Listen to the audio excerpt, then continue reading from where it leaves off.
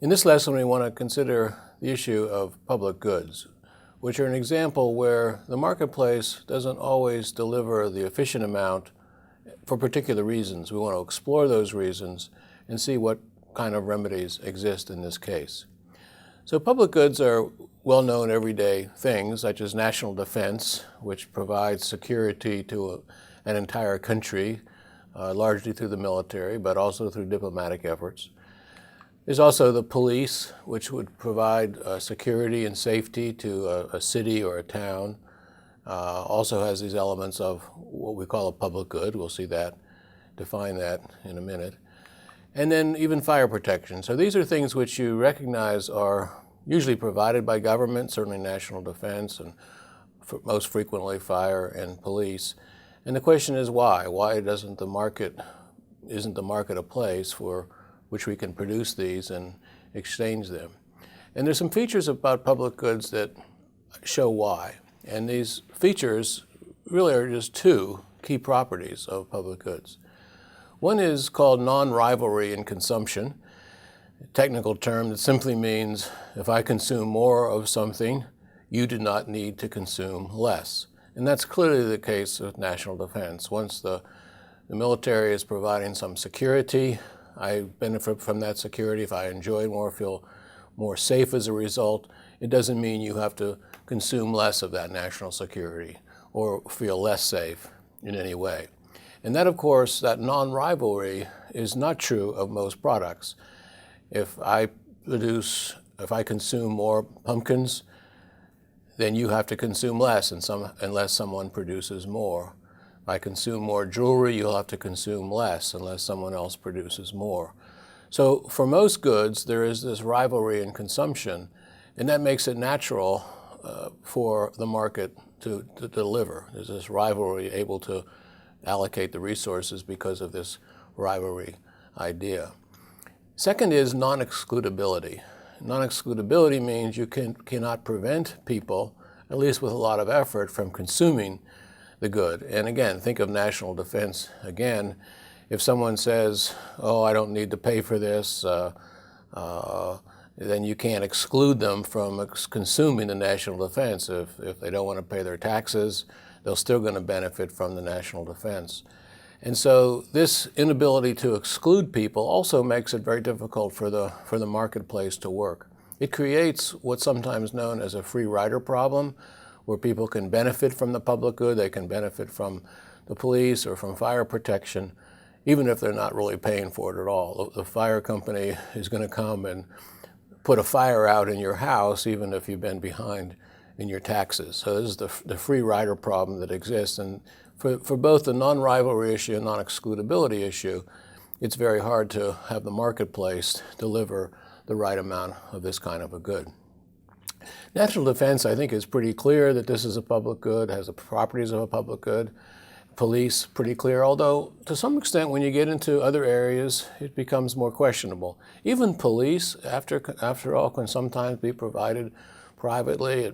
Maybe on a university campus, for example, the police, a private police force enforcing security around the campus, that's not provided by the government, it's provided by the firm. Or you could think in a corporation, they may have security people watching out, that's private. So in these cases, it is something that's possible to exclude people, if you like. The benefits from the police and the private firm can be paid for privately by the firm. People outside the firm don't necessarily benefit from that at all.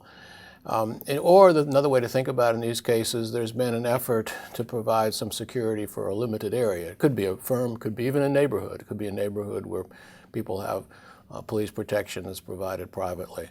But even in these cases, we find ways to deal with the non-rivalry and non-excludability issue.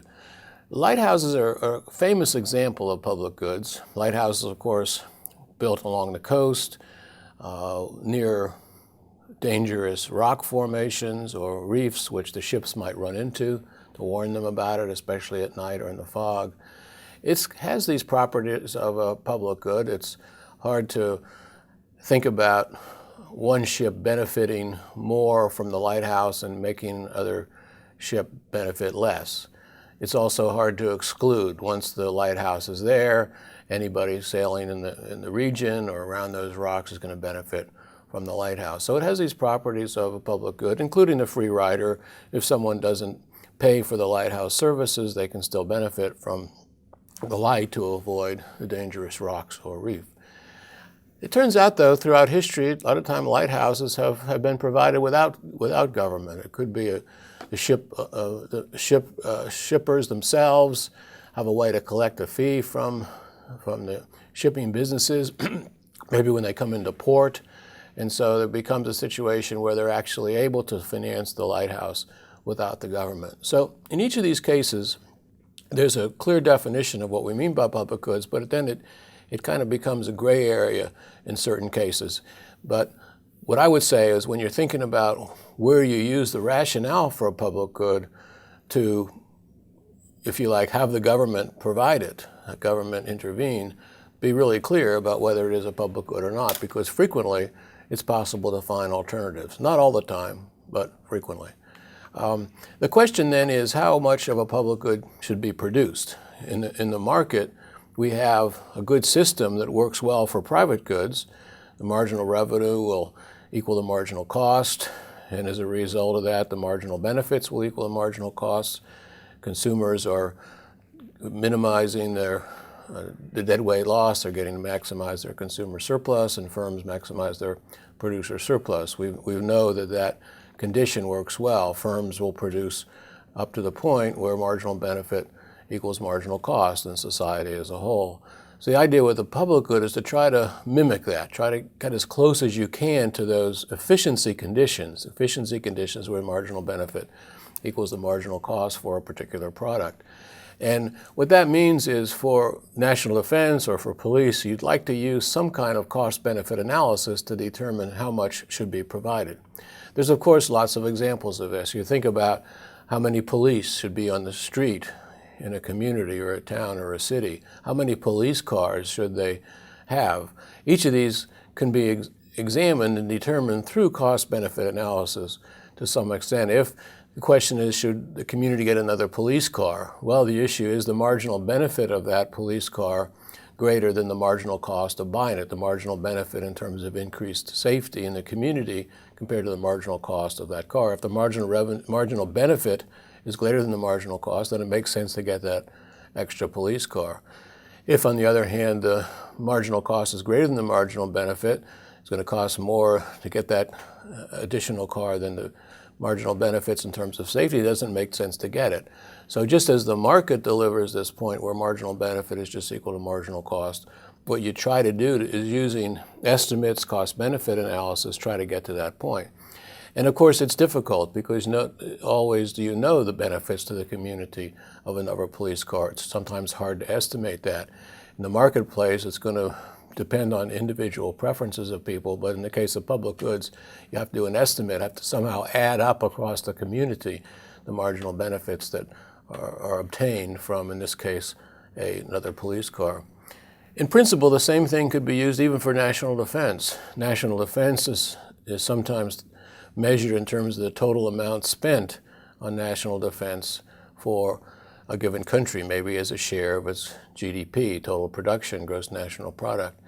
Or you could think about, do you need to have a national defense force that can simultaneously deploy to more than one place around the world, maybe 2 or 3 places?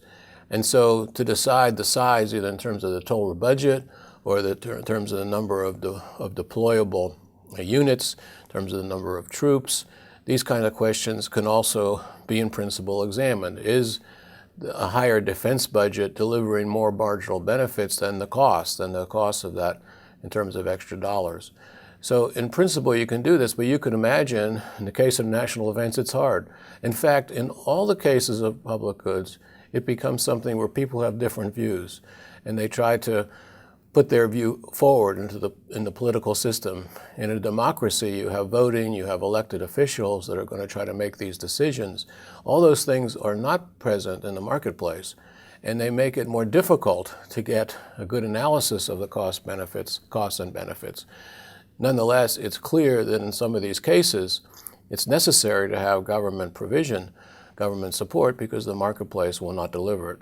And the best example of this is something like national security. So this is an example where you need to have some government intervention, some government role other than the markets. We're going to consider some other examples like this, but think about this in terms of the benefits you get from the market in some cases you don't always get it. Thank you.